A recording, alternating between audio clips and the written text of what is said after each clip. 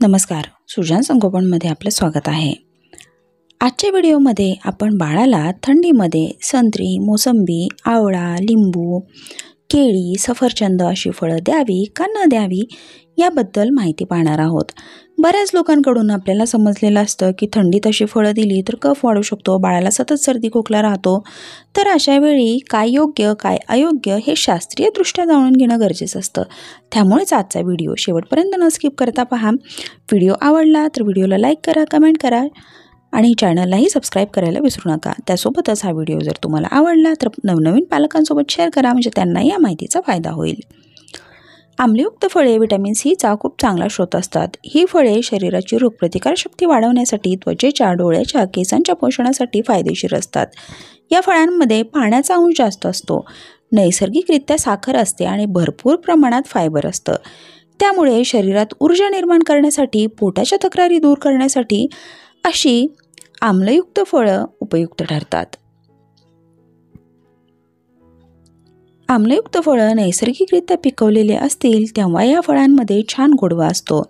अशी कोणत्याही केमिकल किंवा प्रिझर्वेटिव्ह शिवाय पूर्ण पिकलेली नैसर्गिक गोडवा असणारी फळं प्रत्येक ऋतूमध्ये आपण लहान मुलांना देऊ शकता। फळांचे काप करून किंवा फळांचे रस काढून देऊ शकता आणि त्यामुळे मुलांना सर्दी, कफ, खोकला असे त्रास होत नाहीत। पावसाळ्यामध्ये पाणी पिण्याचं प्रमाण कमी होतं, अशा वेळी ही फळं शरीरात पाण्याची पातळी टिकवून ठेवतात आणि रोगप्रतिकारशक्तीही वाढवतात। बदलत्या वातावरणानुसार पावसाळ्यात जर मुलांना सर्दी, कफ, खोकला, श्वसनास त्रास जाणवत असेल तर बाळाला अशी आम्लयुक्त फळं देणं टाळा। त्रास कमी झाल्यानंतर आपण परत मुलांना ही फळं देऊ शकता आणि या फळांमुळे मुलांना असे त्रास परत होतही नाहीत। आजारातून बरं झाल्यानंतर शरीरातील अशक्तपणा कमी करण्यासाठी फळं काम करतात। लहान मुलांना फळं देताना ती शक्यतो दुपारच्या वेळेमध्ये द्या, म्हणजे मुलांना कोणतेही त्रास होत नाहीत।